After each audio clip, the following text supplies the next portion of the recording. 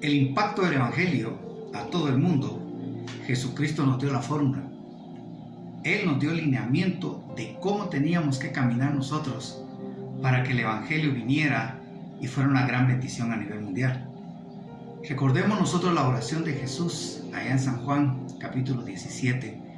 Él le decía, rogándole al Padre: yo te ruego por ellos, por los que se van a quedar y por los que van a creer a través de ellos, que sean uno para que el mundo crea que tú me enviaste.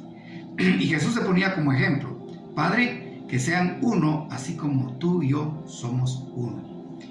En el libro de los Hechos, cuando Lucas viene y nos relata la historia del crecimiento de la iglesia, dice que el Señor les hace una promesa. Y dice: quédense en Jerusalén y esperen la promesa. Dice la palabra de Dios ahí en el capítulo 2 del libro de los Hechos: cuando llegó el día de Pentecostés, estaban todos unánimes juntos. Y de repente vino del cielo un estruendo como un viento recio que soplaba, el cual llenó toda la casa donde estaban sentados. Y se les aparecieron lenguas repartidas como de fuego, asentándose sobre cada uno de ellos. Y fueron todos llenos del Espíritu Santo y comenzaron a hablar en otras lenguas, según el Espíritu les daba que hablasen. Moraban entonces en Jerusalén judíos, varones piadosos de todas las naciones bajo el cielo, y hecho este estruendo, se juntó la multitud y estaban confusos porque cada uno les oía hablar en su propia lengua. Algo impactante sucedió ahí. Imagínense ustedes aquel movimiento que ni siquiera ellos esperaban. En ese momento dice la palabra de Dios que cuando ellos estaban ahí en el aposento alto, reunidos, vino de repente del cielo un estruendo como de un viento recio que soplaba. Y dice que se les repartieron lenguas a cada uno conforme el Espíritu Santo les daba. Y mire qué impactante. Dice que habían de diferentes provincias y cada uno les escuchaba hablar en su propio idioma. Ahora, yo no quiero entrar en ese punto de las lenguas ni de los idiomas, sino qué fue lo que provocó esa bendición. ¿Por qué vino una gran bendición y un gran crecimiento en ese momento en la iglesia? Y el secreto Jesús nos lo dio en San Juan capítulo 17. Señor, que ellos sean uno para que el mundo crea que tú me enviaste. Lo que les voy a decir da tristeza. Que Dios me dé las palabras las más sabias para que podamos entender esto. La situación que está pasando a nivel mundial, la incredulidad de mucha gente en el Evangelio, la culpa la tenemos nosotros. El hecho de que estemos distanciados, que cada quien tenga su forma de pensar, su forma de creer, su forma de ver las cosas y no unirnos en un solo sentir, realmente no vamos a avanzar. El mundo nos está ganando la batalla. ¿Por qué? Porque nosotros nos hemos olvidado de esa oración que el Señor Jesús hizo. Que seamos uno para que el mundo crea. El mundo va a creer a través de la unidad del cuerpo de Cristo.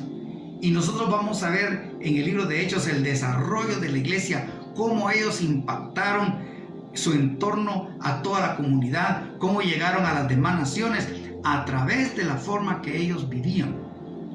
No estaban etiquetados, no estaban diciendo yo soy de unos, yo soy de otros, como dijo el apóstol Pablo. Unos dicen yo soy de Pablo, otros de Cefas. Jesucristo no está dividido. Es importante que a través de este mensaje nosotros recapacitemos y volvamos nuestro corazón al sentimiento y a la petición de Jesús, que seamos uno. Vendrán sorpresas repentinas, vendrán estrategias que el Señor usará de una manera tremenda, porque aquí vemos una estrategia divina. Los discípulos y todas aquellas personas que estaban en el aposento alto, ni siquiera pasó por su mente que ellos iban a hablar en lenguas. Ni siquiera en ese momento ellos pensaron que iban a ser bilingües y que otras personas lo iban a entender, hablar su propio idioma. Eso fue una estrategia que movió el corazón de Dios a través de la unidad. Dice la palabra del Señor que cuando llegó el día de Pentecostés, estaban todos unánimes juntos. Dice la palabra de Dios allá en Salmo 133. Mirad cuán hermoso es habitar los hermanos juntos en armonía. Eso de habitar juntos en armonía dice que es una gran bendición. Cuando nosotros estamos en unidad, ¿cómo camina el hogar? Fíjense que si la esposa dice una cosa, si el esposo dice otra cosa, un hogar dividido no va a prevalecer. Si no estamos de acuerdo, como dice la palabra de Dios, si dos se ponen de acuerdo, cualquier cosa que pidan será hecho. Es la iglesia que Dios está presentando ahora, en este momento, en esta situación que se está viviendo a nivel mundial. La iglesia necesita volver al corazón de Dios. Dejar a un lado cualquier pensamiento, cualquier cosa que nos han enseñado.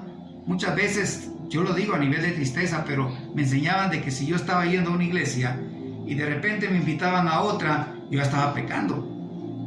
Yo le estaba fallando a Dios.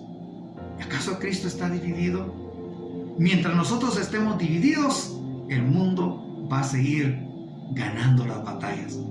Fíjense qué tremendo. Aquí en nuestro país hay grupos que le llaman maras. Ellos se reúnen para hacer maldad, para asaltar a la gente, para matar a la gente, para hacer corrupciones, extorsiones. Ellos planifican, ellos se ponen de acuerdo. Y qué tristeza que el pueblo de Dios no se ponga de acuerdo para el avance del evangelio, para ganar a las personas. Mientras nosotros estemos en ese sentir, mientras nosotros estemos en ese mover de desacuerdo, vamos a perder las batallas. En ese momentito, cuando el Espíritu Santo los tomó, fue a consecuencia de la unidad que ellos tenían.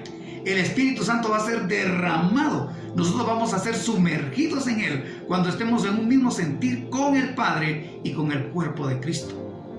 Fíjense que cuando Pedro empieza a dar el discurso y empieza a hablar del Evangelio, todo el pueblo estaba orando, clamando, intercediendo, y el Espíritu Santo se fue derramando en toda esa gente. Y dice la palabra de Dios en ese mismo capítulo, allá en el versículo 40, dice: y con otras muchas palabras testificaba y les exhortaba diciendo: sed salvos de esta perversa generación.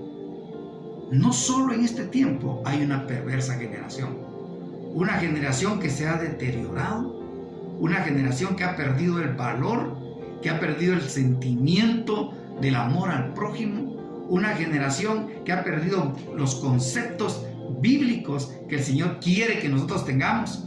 Pero el Señor les estaba diciendo a través del apóstol Pedro, dice que Él testificaba y les exhortaba.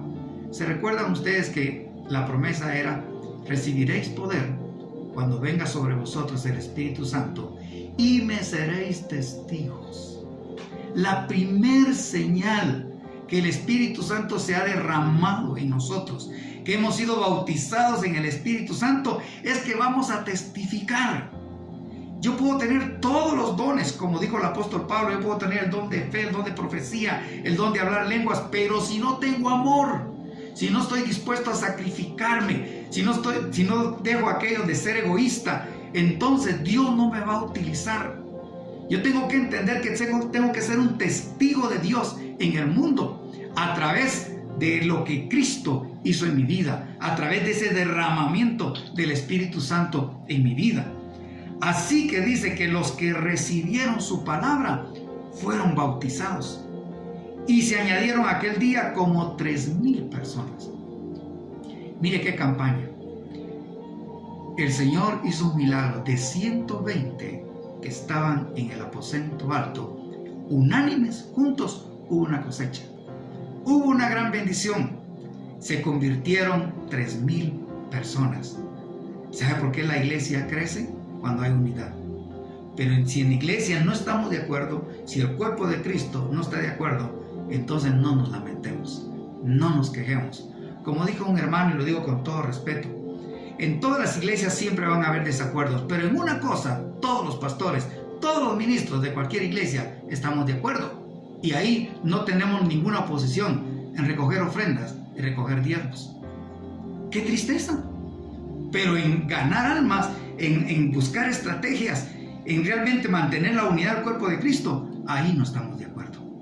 Entonces, que tenemos que entender que el Señor nos está hablando en este momento, en este instante. Tenemos que dejar a un lado todo aquello que nos han enseñado por años, tirarlo a la basura y venir y ser sumergidos en el Espíritu Santo y levantarnos y unirnos, iglesia, en un mismo sentir. Dejar a un lado todo aquello que realmente nos han enseñado como basura, que lo que ha hecho envenenar al cuerpo de Cristo y no avanzar en el Evangelio.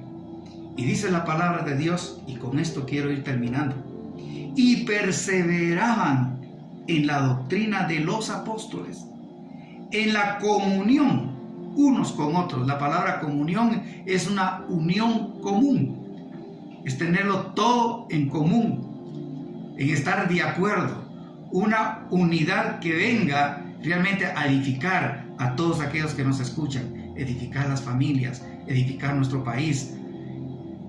Amigos, hermanos, los que creemos en Cristo, el mundo nos necesita. Yo creo que en este momento quitémonos el tacuche religioso y avancemos en el Evangelio.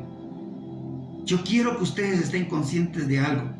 Cuando Jesús estaba aquí en la tierra, humanamente hablando, así en carne, en cuerpo, los templos estaban vacíos. ¿Saben dónde estaban las personas? Afuera, escuchando al Maestro. Y muchas veces lo que Dios quiere, que la iglesia salga del templo, esté afuera, y que los que están afuera escuchen al Maestro, escuchen a Jesucristo, sientan la voz del Espíritu Santo. En tu trabajo, que vean el Evangelio; en la casa, que vean el Evangelio; en el templo todos somos cristianos, en el templo podemos cantar, alabar y glorificar a Dios, pero afuera la iglesia de Cristo tiene que brillar, tiene que alumbrar, y eso lo vamos a lograr solo a través de la unidad en el Espíritu Santo. Y dice que ellos compartían el pan y en las oraciones. Qué importante es la oración, porque orar es hablar con Dios. Y cuando tú hablas con Dios y le pides al Señor por la necesidad de tu prójimo, es que estás en la unidad con el Señor. Padre, gracias por esta oportunidad. Señor, yo creo que ya es hora, ya es momento que reaccionemos. Es momento que nos demos cuenta, Padre Santo, que abramos nuestros ojos a la realidad y que veamos, mi Dios, que este mundo está colapsando y está condenado, mi Dios, a ir, Padre Santo, a una condenación eterna si la iglesia, si tu iglesia no hacemos algo. Padre, por favor, te suplico que rompamos toda ligadura, Padre Santo, que hay ahí de opresión, de vanidad, de egoísmo, de egocentrismo, mi Dios, y que nos volvamos a ti, un solo cuerpo, como tu palabra dice, un solo bautismo, un solo Señor, una sola fe. Padre, tú no estás hablando de dos, estás hablando de un solo Dios, y así queremos estar, mi Dios, en un solo camino, que es Jesucristo. Padre, gracias por tu palabra, y que en este momento, Señor, nos demos cuenta nosotros y recapacitemos que como esposos, mientras estemos divididos, nuestros hijos estarán en derrota, estarán en fracaso. Pero si nos unimos, la victoria está en nuestro hogar, la victoria estará en la iglesia, la victoria estará en el trabajo, y donde quiera que haya unidad, ahí estás tú. Gracias por tu palabra.